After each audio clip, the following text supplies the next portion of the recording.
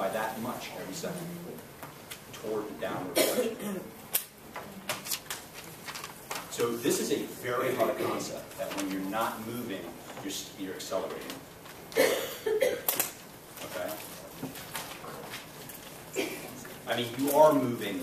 I mean, when we say not moving, that's what's, there's a point where velocity is 0, but you're still, over time, you're accelerating. Your speed is 0. Well, your velocity is 0 too, at that point. It's changing direction. Yeah, so the vector flips over. So do we want to talk about... How much time does it take to take a snapshot? Well, now you're getting really down. So how much time does it take to take a snapshot? It depends on what you have after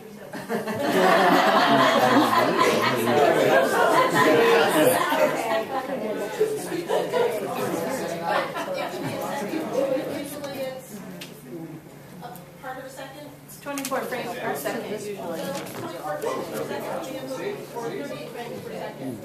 So in that, from second point 2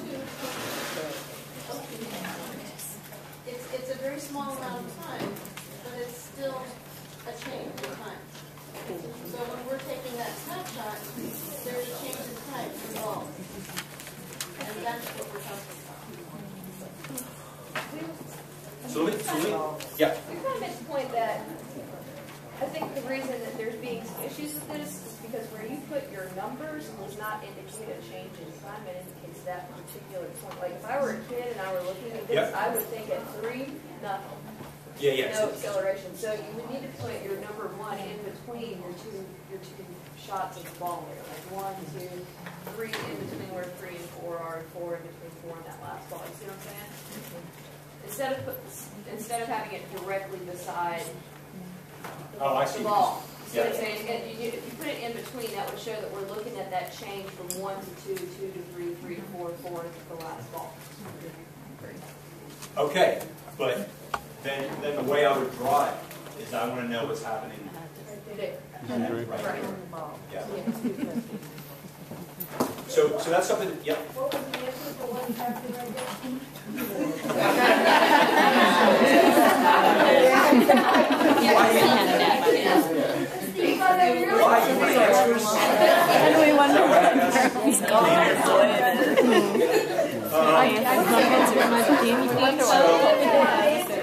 So let's talk about it. What's the direction of the acceleration at point 3? Down. Okay, it's straight down here. And what are the other questions here? What forces are on the object? Gravity. Yeah, and what direction are the forces? So that's right, gravity. And the answer when you say what direction are the forces, what direction of the acceleration, there's always a really easy answer for that. It's always the same direction. Okay? The net force and the acceleration are always in the same direction. Okay? So that's another way of thinking about this, right? So if you have a grip on what direction the force is everywhere, that also answers what direction the acceleration is everywhere. Even though the acceleration, that's really, this acceleration at the top of this trajectory is really confusing, but the force isn't. You know what direction the force is in. This is where you have to trust Newton's second law. The direction of the acceleration is precisely in the direction of the force. It sounds simple the first time we said it, but here's an example where you're just like, really? Is that really true? Yeah, it's really true. The direction of the acceleration is in the direction of the force. Yes, ma'am. But the only force that was ever applied on the ball, like that would put it in the upward direction, would be the push force from your hand, and after that, there's no other force being applied besides gravity, Right. and so acceleration always has to be down. Exactly. Because that's the only force being applied. Except there is a little bit of air resistance. And the heavier and denser the ball is, the less that matters. If we have a feather, things get a little more complicated here because that air resistance becomes pretty high relative to the inertia. That's actually what was going on in the first exercise. Is air resistance and inertia were kind of battling it out. All right. All right, point 4. What direction is the acceleration? Okay, so everybody, so I guess it gets a little simpler because it's moved. So now the direction of the velocity, and the direction of the acceleration are in the same direction. Okay? A and B. So V is what's changing all the time. The velocity is what's changing all the time. In this particular example, acceleration is the same the whole time. And that's because the force is the same the whole time. Force is the same the whole time, acceleration is the same the whole time. Same. After point one. After point one. Points 2, 3, and 4, the force and the acceleration, the force is the same, therefore the acceleration is the same. Let me help you out. Let me give you a little example. Let's talk about numbers. Instead of 9.8 meters per second, I'm just going to call it 10. Okay? And so we're going to talk about. So let's say we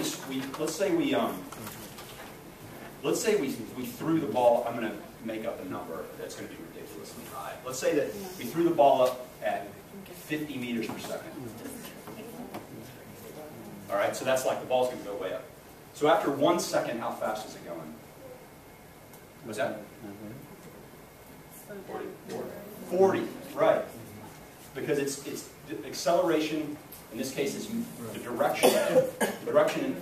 Positive direction is up, therefore acceleration is negative 10 meters per second squared. We can talk about the units another time. So after 1 second, it's going 40 meters per second. After 2 seconds, 30. Okay, you see what's happening? The velocity is getting taken out of the bank account. 20. After 4 seconds. After 5 seconds. After Negative 10. 6 seconds, minus 10. 7 seconds. Negative 20. Okay, you follow? So this is how to think about how acceleration is affecting velocity. I'm just putting speed here, but you understand that's up and down.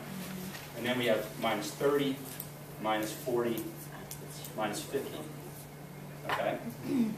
This is another thing about projectile motion. If you ignore wind resistance, that thing's going to come down at precisely the same velocity that you released it with. So this is what acceleration. The acceleration is pulling velocity out of this the whole time, and it's constant at a constant rate, 10 meters per second per second. Okay. All right. Should we do